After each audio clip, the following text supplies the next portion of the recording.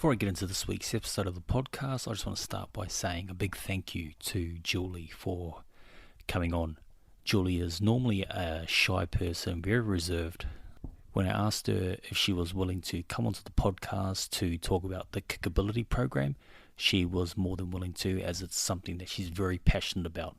And this is one episode that I really did enjoy doing, as the subjects that we're talking about is very close to Sarah and I.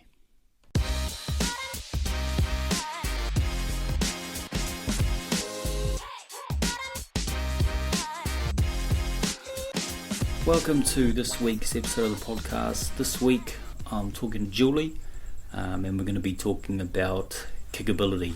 Kickability is a program from the AFL for children with autism, with ADHD and other communication difficulties. Sarah and I, our son Archer, has autism, and it can be a little bit difficult to find things that he enjoys or that can actually hold his focus. And then kickability came onto our radar. We looked into it. We got Archer involved, and I was blown away by the amazing work that Julie is doing and continues to do with kickability. So, Julie, thank you and welcome to the podcast. Thanks. I think probably best is to start with why kickability, why you helped get established out here. I do think it's important to understand why. So, if you don't mind, just giving us a brief. I have a almost 10-year-old now with autism and just turned 18. Boys, they both love AFL. The eldest one, he plays, he coaches. He's one of our kickability coaches. He can get quite involved. He's also able to umpire. But my youngest does not have the focus to join in with, as you say, normal sport. So to stand in a line with other children and pass a ball for half an hour, he can't do that. It doesn't interest him. It's boring. It doesn't hold his focus. So one of my friends who used to be our president started a short 4-week course for kids with disabilities. We did it alongside Luke Prittis. It was quite successful, but it was very short. Then the next year, she was no longer the president. Her older boys had aged out, so other people took over. So we started the kickability program, and I think we had 4 the first year, 8 the second year, 12, 20, and then this year about 9. But that's another story. Yeah, that's COVID for you. But we found by changing the way of doing it and always having an obstacle course, always doing it exactly the same way, the kids know what to expect. They know to do that. They're running. They don't realise what they're learning while they're doing it. And they definitely are learning as they go. As you saw from Archer, he played, I think, 2 or 3 games. Yeah, I think there was about 3 games, I think he played maybe. 3, 3 out of 4, I think. Yeah. And he got man of the match for at least one of those. Yeah. So it's it works. It's just a different way of doing things. It doesn't work for children with autism to do it that same boring way. Yeah, I understand. I definitely know what you mean. We've tried getting Archer into other sports, which is more sort of mainstream, like just for, I guess you would say, don't like to, but like normal just run children, normally, and it's just really hard for Archer to get him to do anything in that environment. And that's one of the great things about the kickability is that it is definitely catered towards children like Archer, and it does make the experience a lot easier to be involved, particularly from a parent's point of view, because we used to take Archer to other sports, try and get him involved. It's so frustrating watching, thinking, is Archer ever gonna like do anything? He But will. you know, with the kickability, bringing him along, there was definitely that feeling of, you know, at least I think we might have something here that he can start to enjoy, begin to, and that's partly due to the way that it's I run. predict he's going to be a coach one day and boss everybody else around. He already does that, so I know. Which is the difference. With kickability, if Archer bosses me around, you'll notice that to a certain degree, I'll let him. Because he's learning. While he's doing it, he's telling me to go over near the goal and to do this. He's still hand passing me the ball. So does it matter who's doing the coaching? Yeah. He's still doing what I want him to do. He's just, and he's not really aware of that. He's just having fun. Yeah. And I think that's what's important, is that they are running the obstacle course and then they're trying to kick the ball further than my 18-year-old. They're never going to succeed, but they will keep trying. Yeah. And they love it, and he gets down to their level. Yeah. And he, you know, he's also on a spectrum, so he gets down and has fun with them, and before you know it, he's taught them how to play football. He's taught them how to hold the ball properly. Archer knows how to hold the ball properly. Yeah. I didn't actually teach him, we just kept doing it in front of him. And eventually he started to copy. Yeah. Even your youngest knows how to hold the ball properly. Yes, he does. He does. And Yeah, it's just, if you keep repeating things over and over again, but make it look like you're not, Yeah. it works. Yeah. And they have a lot of fun. I think Archer will definitely be back next year. Yeah, no, we'll definitely be sure to get him back in. One of the things that, you know, we talked about before, just this whole journey of being an autism parent. It's, you know, it's not the easiest one. We know what it's about because, you know, we live it. We are living it. One of the reasons why I feel very confident with the kickability is because that you got yourself involved who actually understands what it is. Too many times we're trying to get Archer involved in things where coaches, trainers don't understand. No. You know what Absolutely it is that our kids are going through, and that has made it really comforting taking them along to training, knowing that you know, you do understand. Absolutely. We put Zach into gymnastics. He loves gymnastics. He loves to balance on things. He likes to jump from things. One of the reasons we did the obstacle course, it seems to work. We took him there and they kept telling me, it's okay if he doesn't join in, don't worry about it. It's the most frustrating statement from anybody, because it does matter if he doesn't join in and if he doesn't have fun. It does matter. It matters to me and it matters to him. So it's important that the person running the program makes that child and family feel as included as possible. That's what inclusion is. And so many people out there, they don't understand the real meaning of that word. It doesn't mean come and join in with me. Yeah. That's not what it means. It means I'm going to change what I do so you can. Yeah. And when more people realise that, there will be a lot more programs like ours, and they will be successful, because that's all it takes, is to change a couple of little things. I don't make them stand in lines when we do the heads, shoulders, knees and toes. They're slightly scattered, you'll notice, because they're more comfortable like that. If I put them in a line, it doesn't work. Yeah. So we cut the lines out. Yeah. We don't do things in lines. We do things scattered all over the place. But it works. So we keep doing it.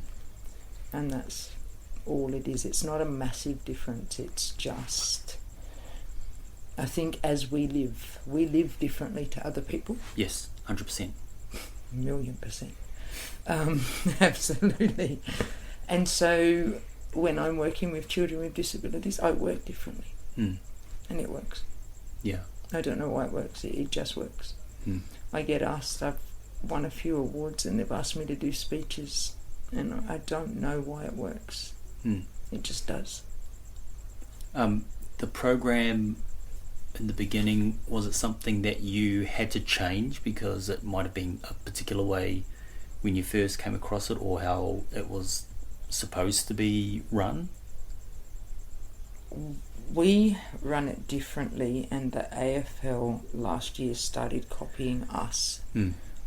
So I just did it sort of like Auskick is run. So we do the same games as Auskick, but instead of doing it 3 games each week, different games, we tend to do very similar games each week. So Archer always knows, he always runs over, the first thing he does is you'll notice, he runs straight to the obstacle course. When the obstacle course starts to be packed away, he'll start to go towards the goals, because he knows that that's where the next... Whereas Auskick, you pack one away, you do the next one, or you have them set up and you go around in like... So that was the difference. They're still the same games. The head, shoulders, knees and snatch is an AFL game. It's not a kickability game. We've just adapted it. We don't usually do chest, bottom, knees. Do you know, it's usually head, shoulders, knees, toes, snatch the ball. We throw those other ones in, especially when you see them getting a little bit bored. You'll hear myself or Andrew go bottoms, and all of a sudden they're back engaged because that was funny. So that's how we change it. It's still the same program.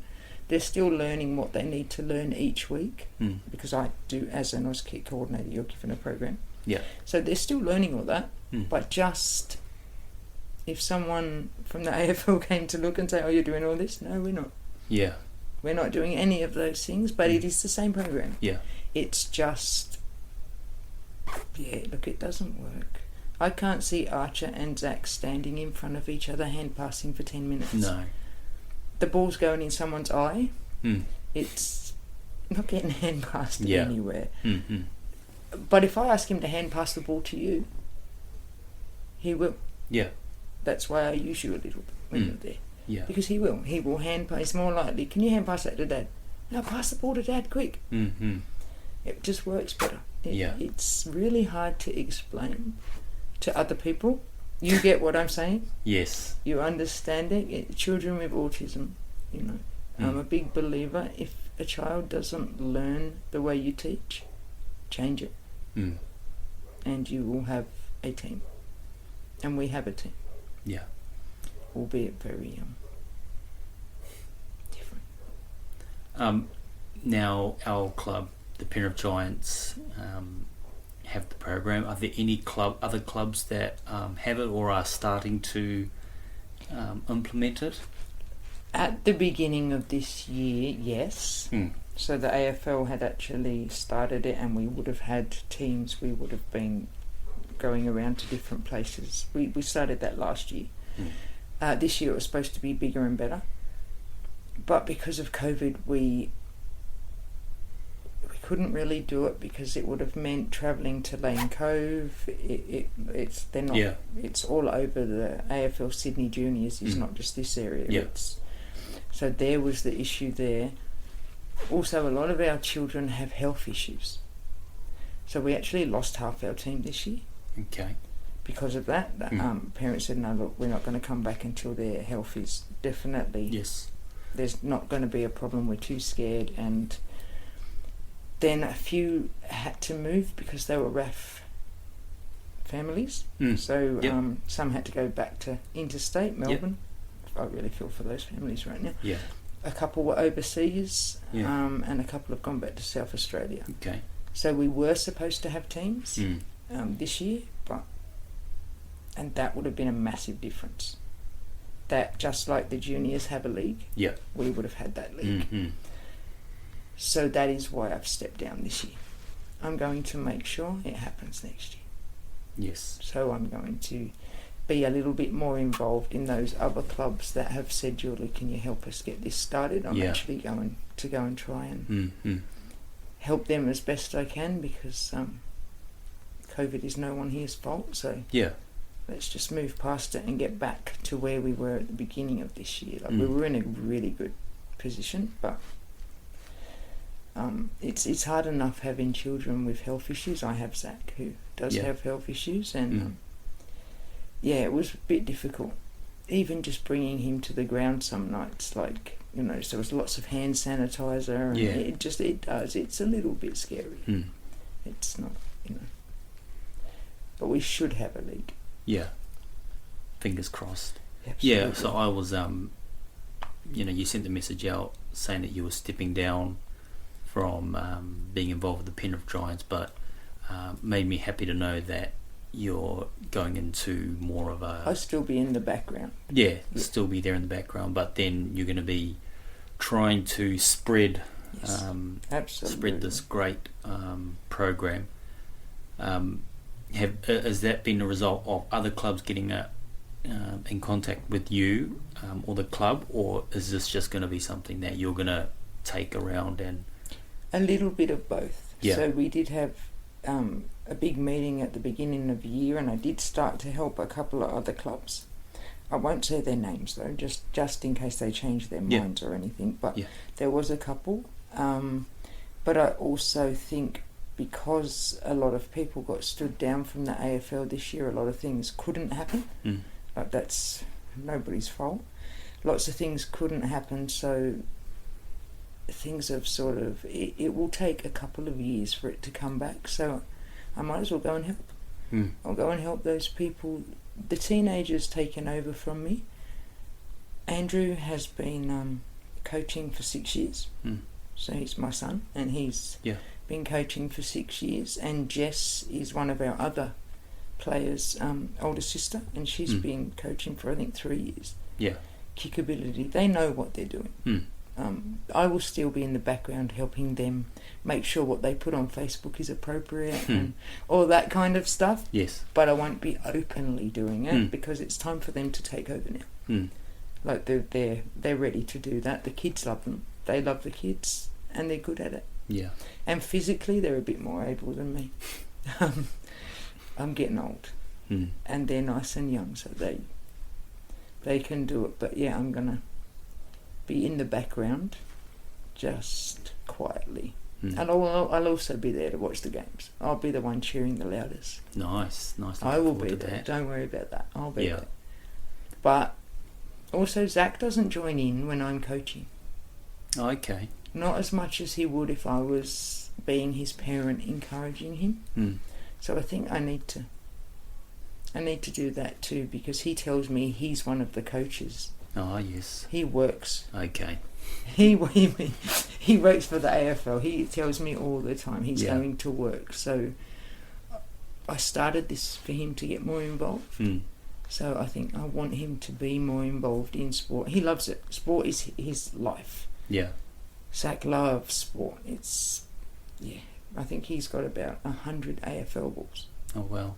Yeah, he loves sport. That's that, and taking photos are his things. So I want to see him more involved now too.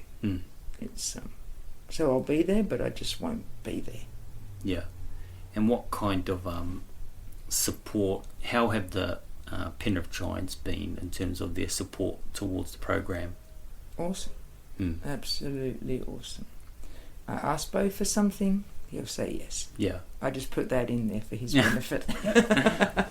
No, not really. No, they're really good. They basically let me have full reign. If I need help, I ask, and absolutely they're there. But basically they let me do whatever I like because it works. They've been amazing. Yeah, absolutely amazing. What would you recommend for parents who are looking to try and get their kids involved in sport?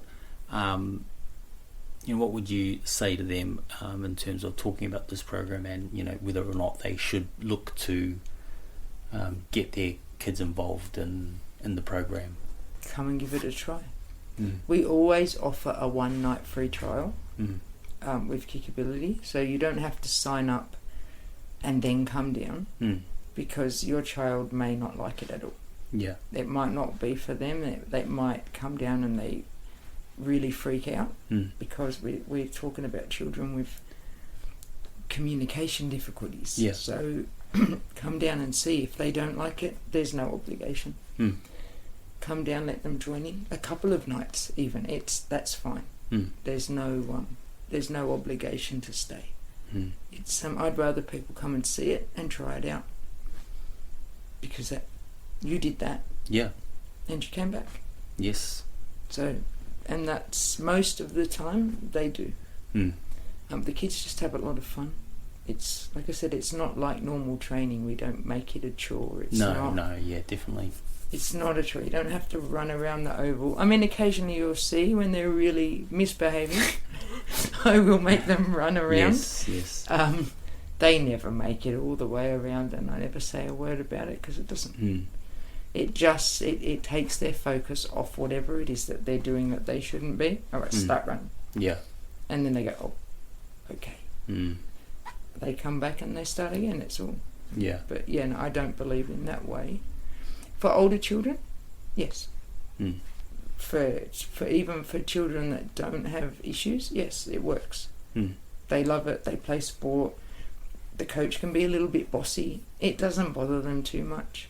Children on the spectrum may not take that the same way, and are most likely to have a go back. Yeah. So there's no point. It doesn't work, so I don't use it. It just, Where ideally would you like to see the program later on down the track? Let's say 2, 3, 5 years down the track.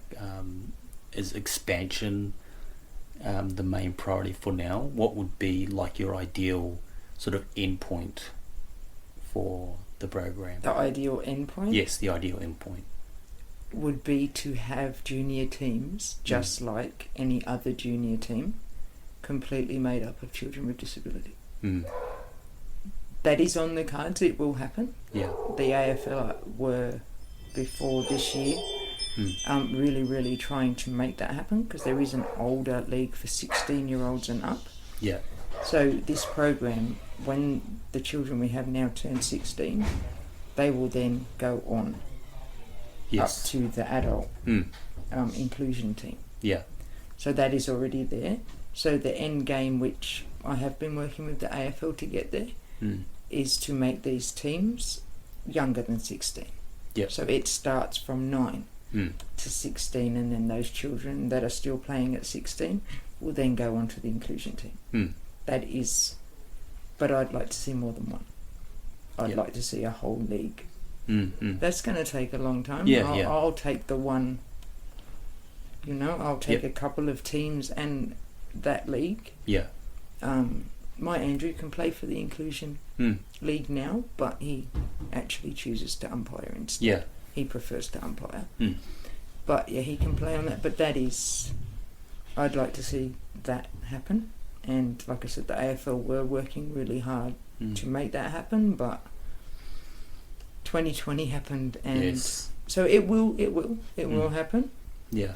And Andrew and Jess will make sure that our team are ready for that. Yeah. And hopefully we can get some more teams, and we'll be one step closer to that. But it will happen. It's just a slow process. I do hear what you're saying, and it does make me excited. Absolutely. The ideas and the plans that you see for the program. I'll say it again, we have Archer who has autism, so obviously trying to, and I don't like using this when I say this, like trying to get him involved in things to make him, not so much him, but like as normal as possible. It's a really hard one to say, but you want him to experience life like your younger one will. Yes, exactly. Absolutely, perfectly said. Yeah, absolutely. But at the same time, we're realistic in knowing that that's probably not going to happen yet.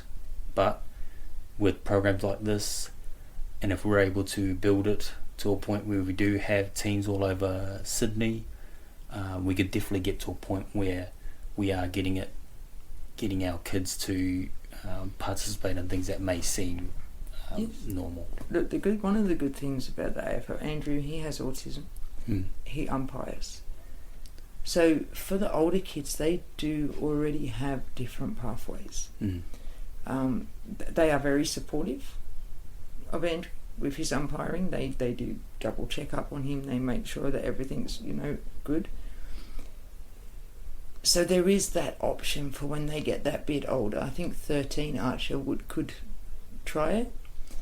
And I find a few of the children with autism really, really do enjoy umpiring because they get to boss everyone else around. And they like it. And the rules never change.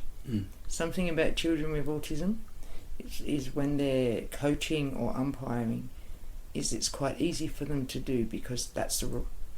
And they're very rule driven. Majority of children with autism, they're very rule driven when they're talking to other people.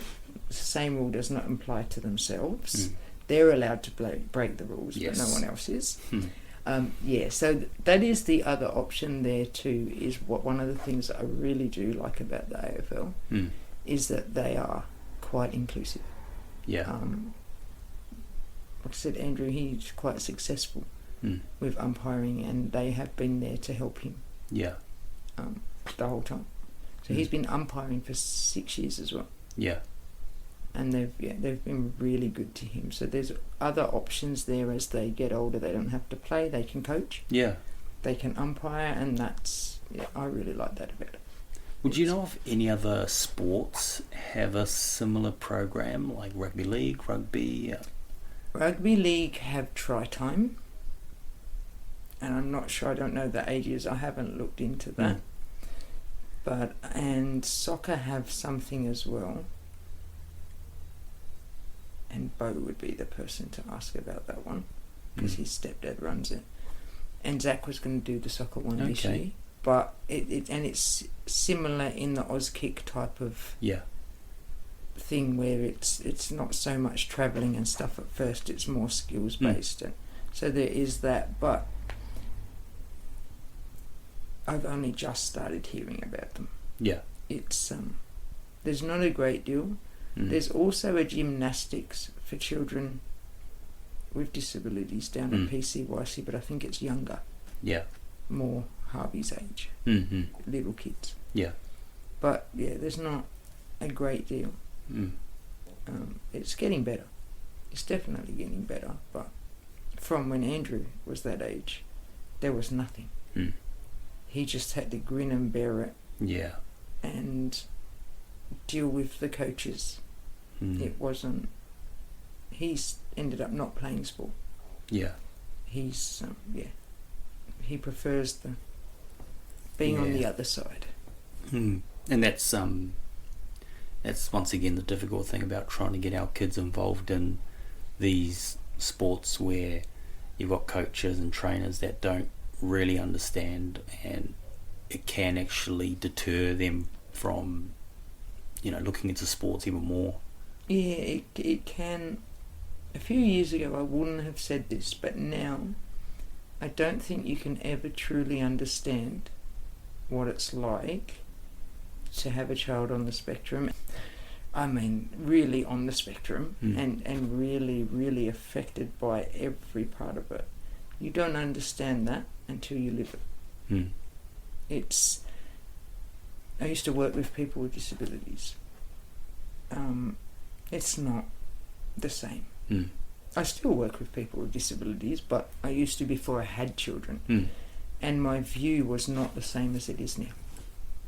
I thought I knew, and now I know. Do you know? And I think that is something that you can't blame other people for. It's just, it takes for people like us to get up and coach. To start the programs and to say, hey, look what they can do. Look at Jacob.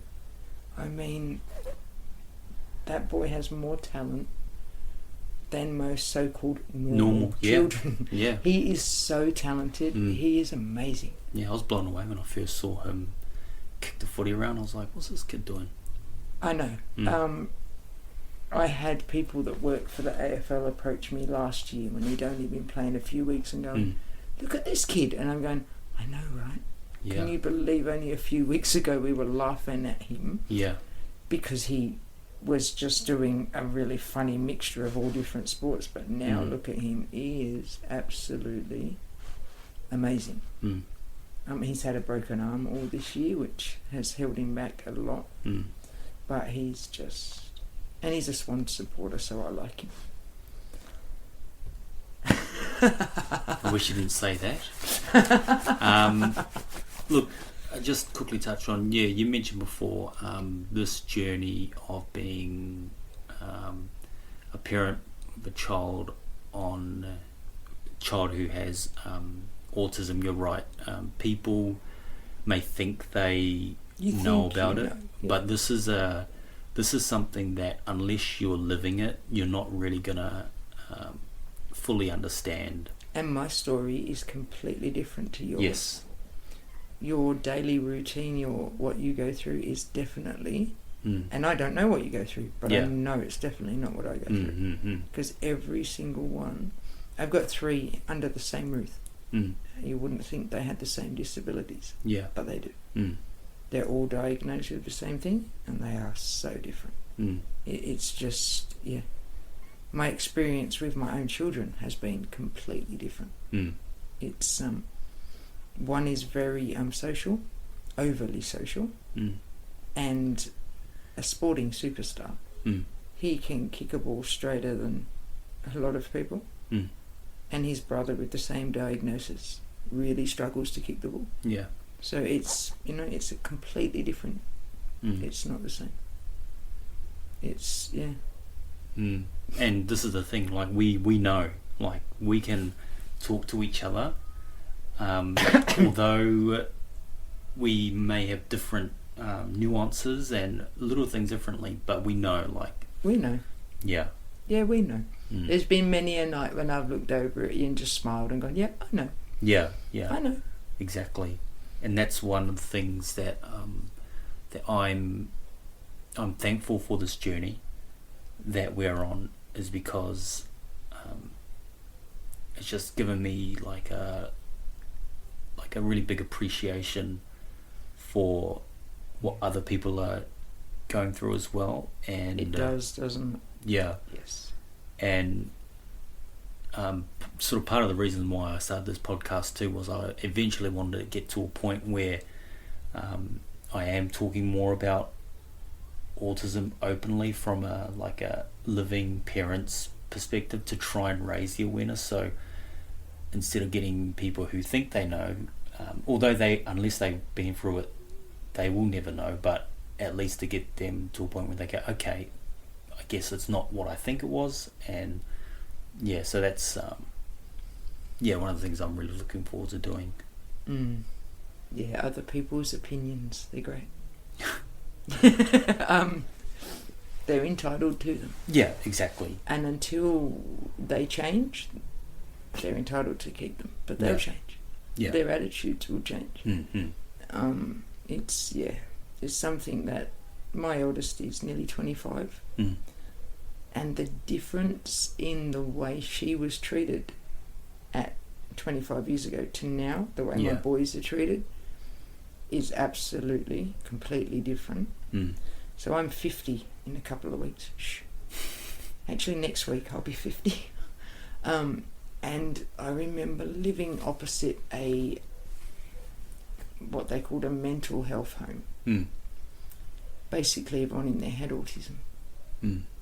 They're not mentally ill, but it was our home for the mentally insane.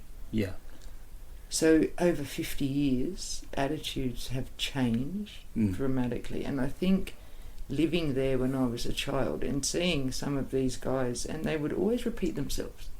Whenever you saw them, they'd always say the same thing over and over again, so that as I got older and I started to see that, I picked up on it and realised they weren't mentally ill. They were autistic. So the difference now, can you imagine when Archer is my age? He will just be Archer. Yes. That'll be it.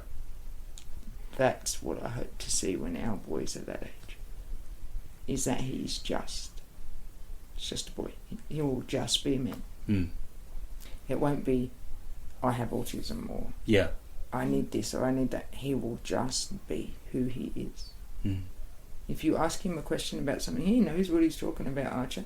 Yeah. He tells me all the time. Mm-hmm. So he's smart just like anyone else. Yeah. And he will be accepted for those differences. Yeah. That's what I want to see. Exactly. The things you say is exactly what I think, what I hope for. I think most of us do. Yeah. That's what we want to see, is that our children, it's not fighting with different places to get different things for them. Trying to make sure they're in the right school, that they have the right therapist, that shouldn't even be a thing. We should just be able to go and get the therapy they need. Yeah. And the NDIS is beginning that, and Yeah. hopefully that will improve. Mm. But that's what you want to see. You want to be able to just get them what they need. It's not a big deal. Mm. They're just people. Yeah. It's, Zach's taught me more about patience in 10 years. I mean, Andrew's taught me a lot, but Zach, it's been different. Yeah. Zach does not have to go to school. Yeah. I can keep him home. I will not get into any trouble at all. He's exempt from going to school because he's too severely disabled. Yeah. That's what we were told. Mm. I am really, really glad that I told that person to piss off. Yeah. Best thing I ever did for him. Mm. He has a normal reading age. Yeah. He has a normal maths age. Mm. Socially, he's not where other children his age are. Yeah. But you don't only go to school for social. You go to school to read, to write, to learn maths. Mm. He does all that at his age. Yeah. So I'm glad that I told that person to piss off. Mm. You know in yourself, and one day we won't have to fight, but yeah, at the moment we do. Look, you're 100% right in that it does feel like we could be fighting for our kids.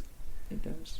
And your vision for when Archer's 50, for our kids to not be looked at as autistic, just that's Archer, that's Zach, that's Andrew, that is... They're a little bit different, but yeah. That's just who they are. Yeah. That's it. That's... Yeah, one day. One day. And look, I think programs like the Kickability, trying to bring more awareness to autism is definitely going to help in bringing along that change. I just want to thank you for coming on. No problem. Talking about obviously the program, and life with autism. And life with autism. Thank you for sharing a little bit of your journey with that as well. Sure. I look forward to seeing, hopefully, fingers crossed, how 2021 goes. Let's just hope that we're able to get something more going and really kickstart this. Hopefully the restrictions get lifted a little bit more and we can go back to a somewhat normal season and start taking the kids back to stadiums. Yeah. That's where they really, really shine. Yeah. It's just, that is what I've missed this year. It's been really, really quiet. I've not watched one AFL game live this year except the 4 that these kids played in. Yeah. That's it. They're the only live games, and usually we're at the stadiums every weekend. Like, for some reason, we are there because they're doing something, and that encourages the growth as players as well. Because they look up and all these people are watching them and they're centre stage. Yeah. They're the most important thing right this minute out there in the middle of this great big stadium. They get treated so well. They get treated like VIPs. They get to go through the VIP entrance and they love it. So that's what I would really, really hope for next year, because I think especially kids we had this year that are coming back, they'll love it. Yeah. That will be that next step up. Auskick's great, but yes, it's limiting You need a little bit more than that. And that's not anyone's fault except the situation this year. Yeah. It's just life. So fingers crossed, things are better next year. I hope so. Just quickly, as we're finishing up, the AFL Grand Final is this week. It is. Who do you think will win and why? You really put me on the spot now, haven't you? I don't like either of your Oh, teams. neither do I. So that's what I mean. Like, people have asked me, who do you think you're gonna win? I'm like, I don't care. I don't care. I'll be watching it like everyone else, but probably I'm gonna say Geelong Cats only because I know someone within our club who listens to your podcast is gonna want me to say that, and he's now gonna tease the hell out of me for saying it. Because whenever I see him, I tell him how much I hate them. Oh, okay. But I actually think that's who's going to win. Okay, cool. But personally, Swans aren't in it. I don't care. Yeah.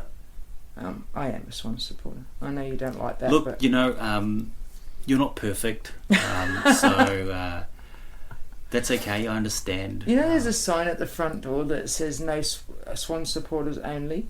Oh, really? Past this point, as you walk into this room, Zach put it on the other side of this wall.